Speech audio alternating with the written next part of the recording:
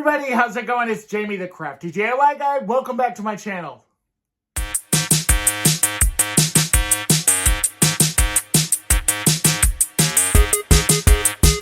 today's video, I'm going to be sharing with you some very easy DIY Christmas ideas that you can make yourself. Some of these items include Hobby Lobby items, some of them include Dollar Tree, and I think maybe even one or two things from like Michael's, but very random pieces. You can definitely get inspired by hopefully these DIYs and shop at a variety of stores for the goods. Before we get into the projects though, I want to of course say thank you to my subscribers. You guys know who you are. I appreciate you so much. My OGs, the original gang that's just been with me since the very beginning. Thank you guys. If you're brand new to the channel, my name is Jamie. I do crafts, I do DIYs, I do some mini home renovations and sometimes even some shopping hauls. I do a lot of shopping hauls. And I also like to do thrift flips. So hopefully you'll stick around and become a subscriber as well. And let's get into the projects. All right, everyone, and for our first project today, we are going to be using these pom-pom trim packages from Dollar Tree. I actually only ended up using one of these packages, so if you're lucky enough to find one, grab it. I also had this bandana. This is also from Dollar Tree. It comes in a single package, and all I'm going to be doing is folding this in half because I am going to be making a lumbar pillow that I can put on one of my accent chairs in my living room for the holidays. Now, you could certainly fold it over just end to end like this, but instead I'm going to bring the two ends together to put one seam in the back of this rather than having a kind of a seam around the four sides of it. So hopefully that makes sense. I'm definitely not a seamstress. Now, because this is fabric and we're gluing fabric to fabric, and I'm also going to be stuffing this, I wanted to use my Surebonder glue mat because nothing's going to stick to that. And I can glue these two edges of this fabric together just using regular hot glue. Surebonder does make a fabric glue as well if you are looking for that. I actually didn't have any of it. I was out of it. But hot glue is working fine for this because we're going to be covering up a lot of those little marks that are going to happen. Now, we're going to go ahead and seal one end of this, and again, just using some hot glue. And then I'm going to take some hot glue and just go around the outside edge, kind of at that edge right where the two pieces of fabric meet together, like right at the edge of this pillow that we're going to be making. And I'm just kind of doing a little bit of a thinner line of glue. It's kind of hard because I've got this larger glue gun, but I'm making the best of it here. And we're going to be embellishing this with our pom-pom trim. Now, first thing I'm going to do is go ahead and just glue down one row of the pom-pom trim. And I'm going to go ahead and just wrap this around the other side as well, making it one continuous piece. I've got the one end started at the other end there. And then I'm going to go back around and wrap it again with more of my pom-pom trim, just working my way all around the bandana. Now this kind of thickness of this end kind of makes it perfect for two rows of the pom-poms. You could certainly embellish even more with the pom-poms if you wanted to. You could follow that plaid line. There's all kinds of really cool things that you can do with this. Now, for the pillow itself, I'm overstuffing this down at the very end of that. I'm doing that for two reasons. One, I obviously want a nice full fluffy lumbar pillow, but also I know that I'm going to be kind of readjusting that foam or that pillow insert that literally is from an old pillow that I have or had on my sofa for quite a while, on my old sofa anyway. And now that I've got everything kind of stuffed into that one side, I'm going to start to, well, it looks like I'm stuffing some more in there. So after I've stuffed that in there, now I'm going to go ahead and work my ends together. I did already go ahead and glue this end down, and now I'm going to also repeat that pom-pom trim on the other side. This is a little more challenging because it's not laying flat, but that's also why you're going to push as much of that pom-pom thread down through there. So once you've got it done, this is what it looks like. I absolutely love this. I think it's so cute, and it's going to be such a great accent on my chair this holiday. And for my next project here, we're going to be taking 2 ornaments that I picked up when I was shopping at Hobby Lobby. I absolutely fell in love with these ornaments, and you can use really any kind of sparkly, pretty structural ornament that you want for this particular project. Now this one, I loved how it had that hanging dangly piece, and then I just loved the size of this one. We're also going to be using a dowel rod and 2 of these wooden blocks from Crafter's Square Dollar Tree. We're going to remove these stickers and we are going to drill some holes. Now, for one of my blocks, I'm going to make that hole deep enough that that wooden dowel rod can go all the way down. And for the second block, we're just going to barely add a hole in that one. And the reason why we're doing that is because one of these ornaments is going to freely stand on top of that block, and the other ornament is going to be kind of suspended from that dowel rod. So once you've got all that situated, then you are going to add your hot glue, and you are going to make sure that your dowel rod is in there nice and straight. And then of course, for that second one that we're doing, just kind of that really minimal hole, it is just to help allow that one ornament to stand on top of this one. So once you got those all ready to go, it's time to take them outside and to start spray painting them. Now, I also did decide to go ahead and trim down this dowel rod. I thought that one was just going to be way too tall in comparison to the other one. And I wanted them to kind of sit side by side, almost like a little Christmas knick-knack, if you will, that you would set out on a tray. Now, I took my blocks outside and I had a mirrored gold spray paint in mind, but I actually didn't have a lot of the mirrored gold spray paint left. I did, however, have a lot of the antique gold spray paint. So I sprayed both blocks with the antique gold spray paint. Then I went over them and I spray painted them both with the mirrored gold after the antique gold had dried. And that enabled me to have a nice gold base on the wood blocks and then to spray paint that mirrored spray paint on top of it. And I really, really love the way that these turned out.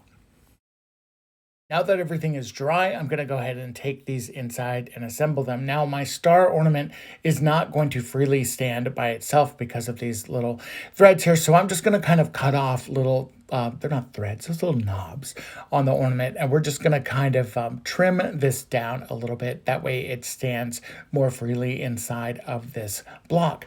And then I did add a little bit of hot glue, of course, because we want to help reinforce it and keep it nice and sturdy. And then I did hold that in place until it dried.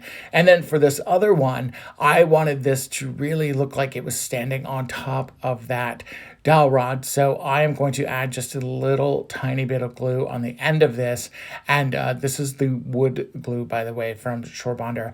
And it holds really, really well. I was super impressed with this. I just kind of held that in place and just made sure it was good and sturdy before finalizing them. And I love the way they look. Again, I think that they're so classic. They're going to be perfect accents to a tiered tray, to my mantle, to my living room. You could even put these in the bathroom if you wanted to. So many great uses. All right, and for the next project, I grabbed this bag of assorted wood pieces from Hobby Lobby, and I really liked these triangular shapes that were in here. And I decided to grab all 3 of them that were in here, and we're going to make little mini Christmas trees with them. Now, I thought that I should also pair these up with a stand of some kind, so I'm going to be using 2 of these mini Dollar Tree blocks. For the actual triangle itself, I did go ahead and drill a little kind of a hole, if you will, into the bottom of one of those triangles just to be able to get it to kind of stack on top of each other like you see there.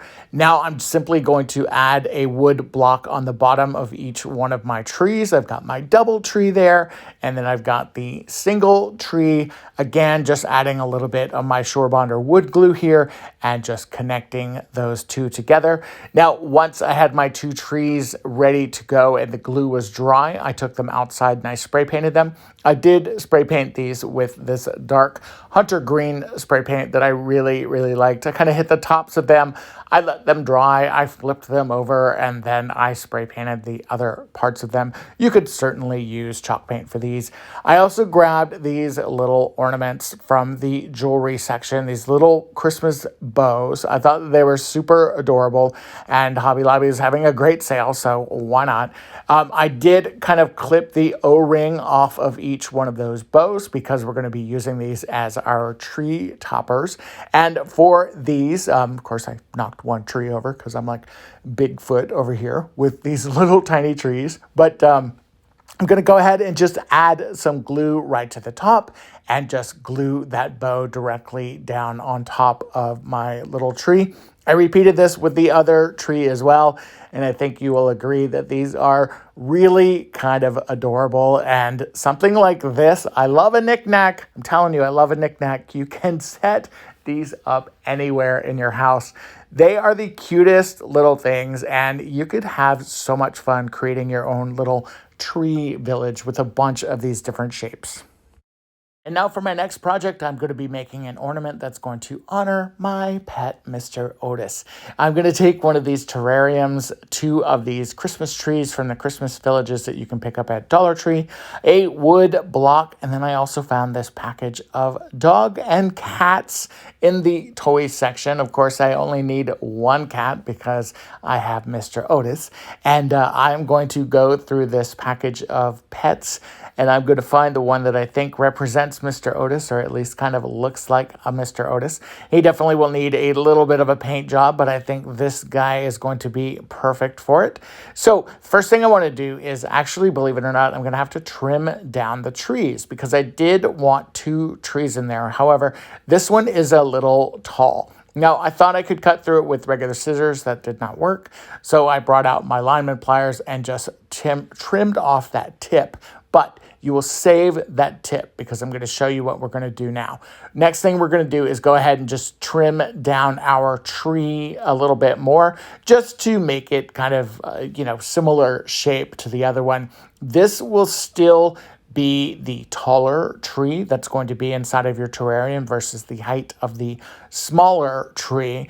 But, we have to shape it up a little bit because we chop the top of it off and we want to just go ahead and trim this down. I'm just using a regular pair of scissors here, and you can easily cut through these wires with just any kind of scissors, really. Now that tip that I told you about, you're just going to take that tip and you're going to glue it right back on top of that tree that you started to trim down, and you are going to have another little tree. Now, when you put them side by side, you can see that you've got the one that's taller. I think I told you guys the one I trimmed was going to be taller, but clearly that wasn't the case. Now, I took an automotive chamois and just cut a circle into it. And I'm going to add some hot glue right on top of that chamois.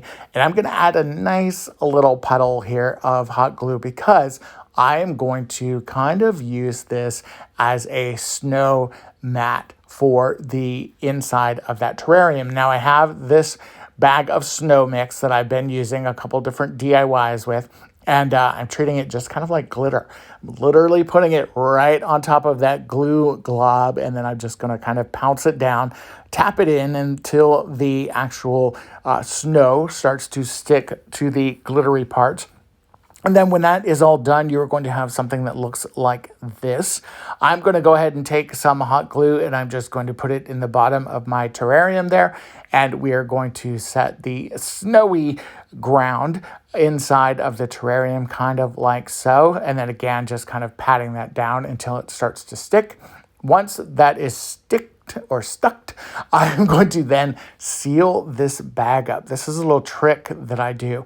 I always take some hot glue, I put it right on the inside of the bag, I glue the ends of that together and fold it over. That way that snow does not get all over my work surface. Now for my tree that I trimmed down, I am going to add some more snow. This is just with a dry brush, a little bit of chalk paint on my brush. just going over the bristles like you see me doing right here.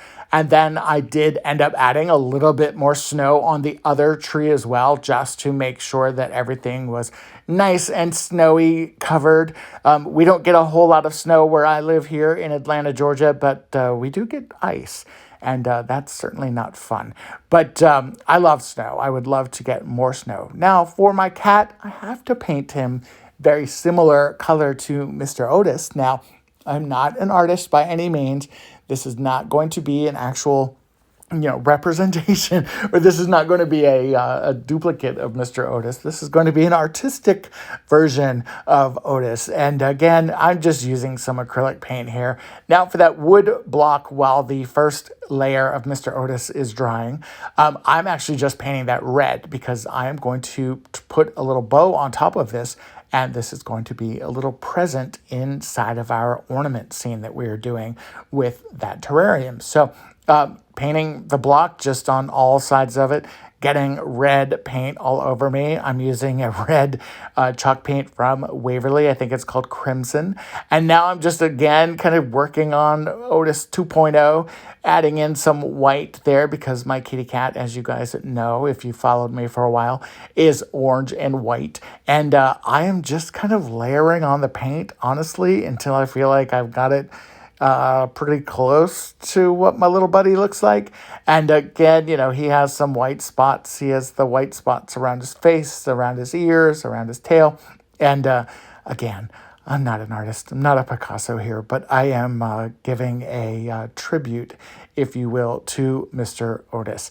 And that is going to be a pretty good representation. Now that little package has already dried, so I'm just taking a piece of my ribbon that I have here, and I'm just going to tie a very simple bow, and then I'm going to glue this right on top of the red block and turn it into a little present.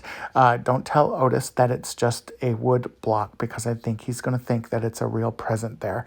And again, just letting that glue set up and then just gluing that bow right on top. Then we're going to start assembling our ornament. And I am just taking some hot glue. I'm adding some hot glue onto one of my trees. I did grab the taller tree first. I went ahead and just worked that inside of my terrarium, and I wanted it to be a little farther back than it ended up, but I'm going to make it work. So now for the second tree, this is actually the tree that I did end up trimming down, so it's a little shorter than the other one was. Again, adding the glue in there, and then I'm just going to kind of strategically squish that in next to the other one and just kind of shift a few things around, if you will. And then once everything has been shifted around and the tree placement is set, I'm then going to go ahead and place my present. And when I place the present down inside of that, I'm going to nestle it on one side of the tree. Because this is a terrarium that we're turning into an ornament, you're going to see things in it from multiple sides, depending on how it's hanging. We're going to place everything all set. Otis is ready to go. And how cute is this? All you have to do is take a piece of ribbon, tie a little bow at the top, and then use that same piece of ribbon to also hang it from your Christmas tree. And you've got the cutest little tribute ornament to your favorite furry friend, my loved one, my Mr. Otis that I love so much. He is literally sitting on my lap while I'm doing this voiceover right now, and I'm really, really, really happy with this ornament. Now, after I built my little trees with those miscellaneous wood shapes that I picked up from Hobby Lobby, I decided that I had enough of those wood shapes to also create a snowman, and I incorporated some of my wooden beads also into this. Now, for the round ball, we're just going to add a generous amount of hot glue in order to get that ball to stay on top of that wood square. And as you can see, there is a very generous amount of hot glue there. And then for the two wood beads, kind of the medium-sized wood bead, and then for the smaller wood bead, we are going to glue them on top of each other to create a snowman that kind of looks like this. Now I took my snowman and I just painted it with some chalk paint. After everything was dried, I then took a piece of burlap and just cut out a little circle. That is going to be the brim of his hat. And then I decided, since I had one of those pom-poms that had fallen off from the first project that I did, I would just take that pom-pom and add it to the top of my snowman's head, giving him not a top hat, but kind of a, like, what is that called? Like a ski cap or a toboggan, something like that. Now, for the eyes and the nose and the buttons, I thought originally that I could use this Sharpie pen. I wasn't exactly happy with the way that it was turning out, and I knew that I would have to have something for an orange nose. So instead of doing this, I ended up grabbing my Arteza markers, and I'm going to be using the orange to do a carrot nose, and then I'm going to be using the purple for the eyes, the mouth, and the buttons on my snowman. I wanted my snowman to have a really cute scarf, so I'm taking a piece of buffalo check ribbon, and I am going to be tying this around the neck of my snowman. I'm just going to wrap this around his face and his neck, and then tie it in a little bit of a knot, and you've got the cutest little snowman. Once again, a great little trinket. You can use this in a tiered tray. You could use it next to those trees that you've created. There's a lot of really fun ways that you can use this. Now, if you know me, you know I love a garland. I love putting garland on my fireplace, especially during the holidays. And I wanted to create a garland that was definitely very farmhouse inspired. And I found these great ornaments from Hobby Lobby that inspired it, as well as these bells that had this really cool kind of rusty look to them. I thought that they were awesome. I had this twine that I picked up on Amazon, and then of course those beads that you saw at the very beginning that were also, I believe, either from Amazon or from Hobby Lobby. Now, for the actual placement of everything, I'm just going to kind of eyeball and just kind of lay out what I think my design is going to look like. And you'll see that it does end up changing a little bit from this, which is always a good thing in my opinion. I really liked the way that the beads were going to kind of be clustered together, but I wanted this to feel very kind of loose and very farmhousey and very free. So I started kind of playing around with the placement of everything. And then as I'm stringing either beads on or bells on, I am then tying a knot and making sure that everything kind of is staying in place, kind of like so, creating some really cool spacing between where my beads are and where my bells are. And then once I've got that strand all set up, then it was time for me to go through with my ornaments, these galvanized metal snowflake ornaments, which I loved really so much. I wanted to go ahead and tie these and make them kind of a focal point by tying them right in the middle of where those two white beads are. And I really, really was happy with the way that this turned out. After I completed all 8 or 9 sections of my white beads, I had this gorgeous, very like farmhousey inspired garland that I loved so much. I think that this is gorgeous. I love the way this looks, especially against the white brick. I may actually just keep this on my fireplace and not put it on my tree, or I may end up going in like making a double strand of this or something, because I really love the way that this looks. All right, now this last project I was inspired by, get it? As soon as I saw the sign, actually, and I've had that Inspire sign for quite some time. Now, I grabbed 2 of these wood planks from Crafter Square, and then I needed 2 sticks. So I'm going to be using the sticks from these gnome yard ornaments, and you'll see I'm going to break one of the sticks here in just a second. But we are going to save those gnomes and use those for another project. Now, as I was prying these off, I was a little aggressive with it. I probably should have started at the top, and I ended up breaking this one stick, but no worries at all. I'm going to take my Dremel tool, and I'm just going to straighten out that one stick. That way I have a nice flat surface to connect my other stick too, because we are going to create something for the yard. Now, I'm going to take my Inspire sign and I'm going to glue that down. And then the idea here is that I will have these other wood planks on either side of the Inspire sign. Now, I'm curious if you've figured out yet what I'm going to be making. Now, the holes that are in the wood planks are totally fine because I'm going to actually embellish those and cover those up. Now, you could use wood filler if you wanted to. You could even trim these down and not use that part that has the holes. I don't think that that's necessary. So either way, whichever way works best for you is totally up to you, and that's totally your call. The twine, I will just go ahead and trim that off, and I'll set that to the side. I may use that for another project, but you're not going to need it for this. Now, once you've got everything glued together, this is what it is going to look like before we take it outside and spray paint it. Any ideas yet of what this is going to be? Now, I'm going to go ahead and just cover everything in white matte spray paint from Rust-Oleum. And again, this spray paint is one that I really like working with. This is a 2 times the coverage. It does cover really, really well. I did end up using two coats of my spray paint to make sure that that Inspire sign was not only covered, but also just to give everything a really even, beautiful coat, because I did want to start with a completely white canvas. And again, I love working with this spray paint. Now, for my sign, I am using my cutting machine.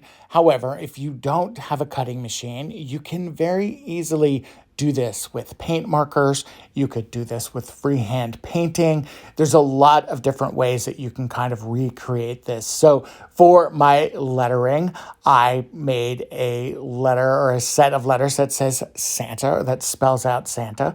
And then the other portion is the word here. And then you can see where I took the stop sign. Now, for the ends of my sticks where I do have those holes, I thought initially I could probably use some of these floral picks to kind of cover that up, but I wasn't really happy with the way that that looked. So I took the floral picks apart, and I am going to now just start gluing some of these random pieces just to the ends there on where the holes are. Now, one thing I did do was alternate the holes. So on the lower part of my sign, the part that says here, that the holes are on the opposite side. That way I would have some embellishment kind of on each side of the sign as it's working its way down. Now, again, I'm just literally taking apart some floral picks.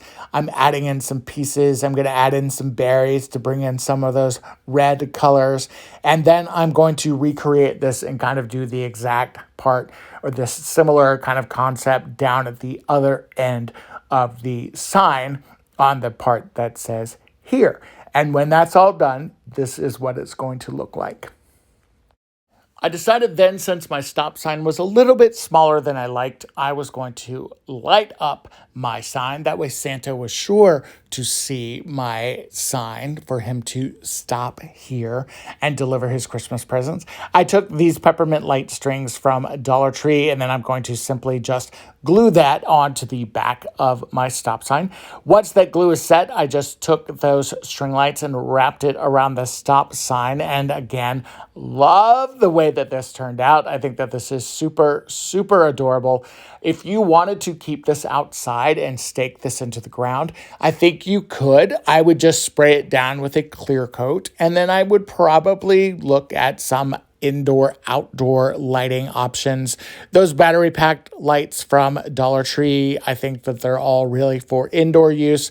So this could even be really cute, I think, standing up next to a fireplace, by your Christmas tree. I think that there's a lot of really fun options for this one, and I really do love the way that this turned out. All right, everyone, I hope you enjoyed today's video. If you did, let me know in the comments below which one was your favorite. I think mine is definitely the Mr. Otis ornament, and of course the garland kind of towards the end. All right, thank you guys again. Take care. Bye-bye.